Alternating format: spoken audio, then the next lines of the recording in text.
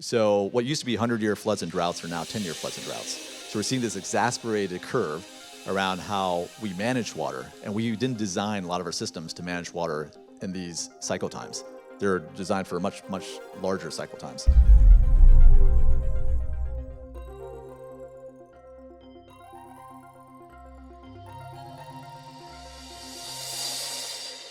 So originally I was going to be on a panel, but they changed that around, so I don't have slides today, but I'll share kind of a little bit about my background and what we're doing in the water space. I have a family operating business. We build infrastructure such as roads, highways, bridges, airports, and water systems in the US. We've been doing that for close to 50 years now, put over $50 billion worth of infrastructure into the ground, and water has been a big part of that. I'm also an investor and have been investing in technology and frontier technology specifically that could have global impact. And a lot of the spaces that we looked at, water has become a key area for us to focus on. And we see that water is actually a top 3 global issue that's not being fully addressed or recognized. So I'll tell you a little bit about how I think about the water problem and the water space in general, and then we could possibly go into some questions. So we all know that 70% of the Earth's surface is water, but 0.05% of that is fresh water that's accessible to us. Of that 0.05%, this hydrological cycle has actually been completely manipulated over the last, especially several decades, from climate change and other regulatory issues and things like that. So there are 3 fundamental areas in water, the way I think about it. There's water supply, there's water access, and then there's water quality. Now, if there's no water supply, then water access is not really as relevant, right? And if there's no water access, then water quality is not as relevant. So water supply is one of the fundamental issues that is actually being up for concern and is not being fully addressed. And for example, the UN SDGs looked at water quality and water supply in the SDGs, but water supply is not in there. So it's been kind of a miss. So we decided to focus on water supply, given that we're in the middle of a global water scarcity crisis. So if we look at the conflict curve, we're seeing water supply affecting, nation conflicts. We're seeing the curve of that going up exponentially now. For example, when China took Tibet from India decades ago, the stories around it weren't accurate. The real reason they took it over is because they wanted the water on that side of the Himalayas to continue to supply the Chinese as it continued to grow. So underlying a lot of the conflicts, these green line issues, is actually water supply. If it's not the primary, it's definitely the secondary or the tertiary reason that a lot of these conflicts continue to exist. And these conflicts are going to continue to rise. So there's 3 primary drivers for what's affecting the water supply right now, this global water scarcity crisis that we're going to experience, or we are experiencing. The first one's population growth. So there's more demand on water as we know it. And this demand comes in 2 forms. One is water usage, drinking, showering, things like that, but also the water consumption through other materials like food, furniture, even our iPhones have a water footprint. So the cost to create and manufacture products has a carbon footprint and has a water footprint. So the more we consume, the higher and exponentially higher does our water footprint and demand increase. So the second one is climate change. So the climate change has created incredible variability within our cycles. So what used to be 100-year floods and droughts are now 10-year floods and droughts. So we're seeing this exacerbated curve around how we manage water, and we didn't design a lot of our systems to manage water in these cycle times. They're designed for much, much larger cycle times. And the third one is regulations. Like a lot of these regulatory agencies that created these systems in the past have been outdated. So we're seeing a lot of use it or lose it rights that have pervaded the Western system, being enacted and creating malincentives for people to over-withdraw the amount of water or over-irrigate the amount of water that they need, just so they maintain their water rights. So the system is actually geared towards using more water less efficiently than to use less more efficiently. So what we do now is if you look at the freshwater allocation, 80% of that water is agricultural. 13% is municipal, and 7% is industrial. So from the agricultural, if up to 70% of that is over-irrigated, which is a big number, that means 50% of our total freshwater supply is potentially surplus or used inefficiently. So how do we capture some of that back? So so what we look at is this water energy footprint, or this water energy nexus, where we know that it takes 20%, at least in California, 20% of our current water cost is to move, actually energy cost is to move and treat water in California. 20% of our energy bills is just for water. Conversely, there's a big water cost to creating energy. If you look at hydrological and nuclear energy facilities, as well as coal and some others, there is a water cost to create energy. So that formula is kind of well known, but what no one's talked about is what is the water carbon footprint? So we know water is the largest effect of climate change, right, through floods and droughts.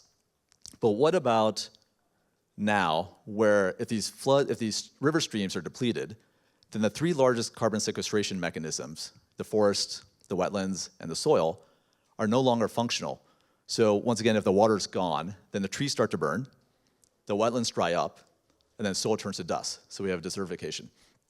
So we need to make water, these freshwater systems, fundamental to part of solving the climate solution, or part of the carbon problem. So carbon credits do not take into account water right now. So what we've been doing is focusing on creating a water credit system. So we created a platform called waterrecharge.org, where we buy surplus water from farmers and tribes, and we leave it in the river to help recharge these river systems. So we focus on endangered rivers, and then we turn them into credits. We get a third party to verify them, turn them into credits, and try to sell them to these corporations like Microsoft, Intel, Amazon, and so on and so forth, to offset their water use.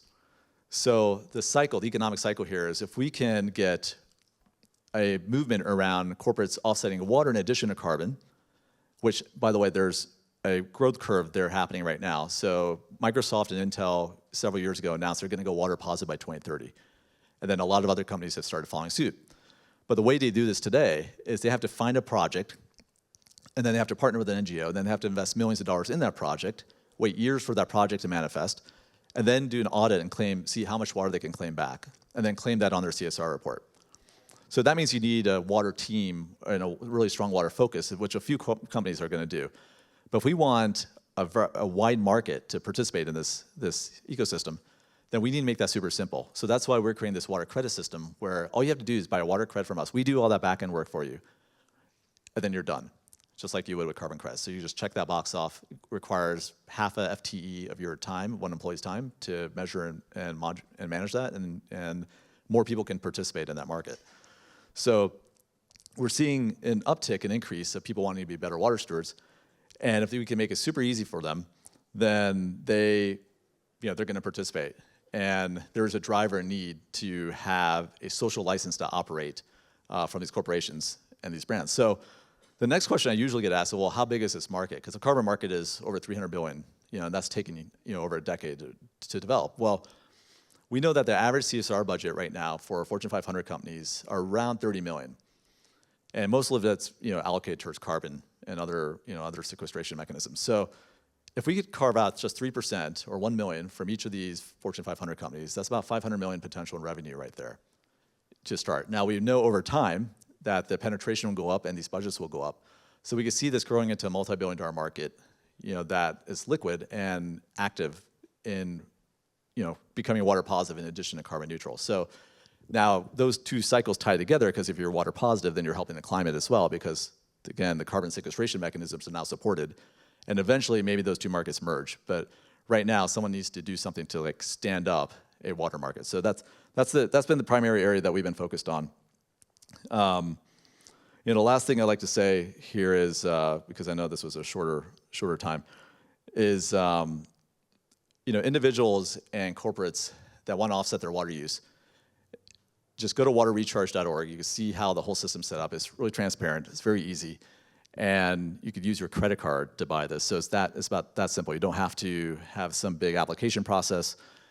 We've secured over 10 billion gallons of water supply already in the Western U.S. We're focused just on the Western U.S. at the time. And we see this growing across the globe once we establish a pilot here. I spent time in New Zealand not too long ago, and that's a good example of someone using a regulatory approach to overhaul the water system, where they actually gave one of the rivers personhoodship. So a river in New Zealand has its own rights to flow and to exist. And then another river in South America has done the same thing. So we're slowly seeing some regulatory approach solutions, but that's going to take a long time. So, and meanwhile, a market-based solution we feel is the best approach. Thank you. The website is waterrecharge.org. My name, Rave Mehta.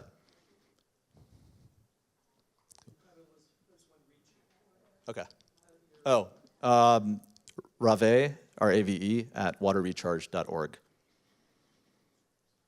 Or you could just talk to me outside here. I think I have time for some questions, right? A few minutes. Any questions?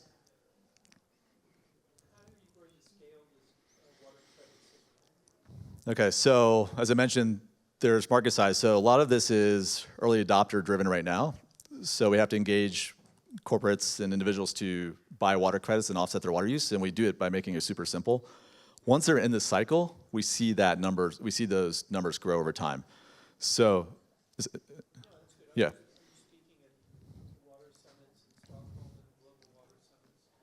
Yes, yes.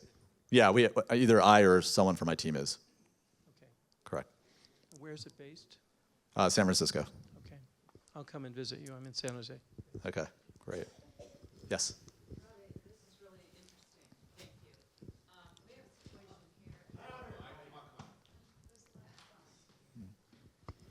We have a situation here in Colorado where a single pivot in the San Luis Valley for an agricultural pivot is costing about $80,000 a month. And the San Luis Valley is the #1 kale and the #3 quinoa producer in the country. It's a really important crop area. And they're selling their ag land to developers. I mean, you know this story. I'd love for you to think about it, and I'll have them contact you in a couple of weeks to see what your thoughts are on how we can work with the system here in Colorado. Really thought it was an interesting conversation. Thank you. Great, thank you. One more question? Okay, thank you. Thank you very much.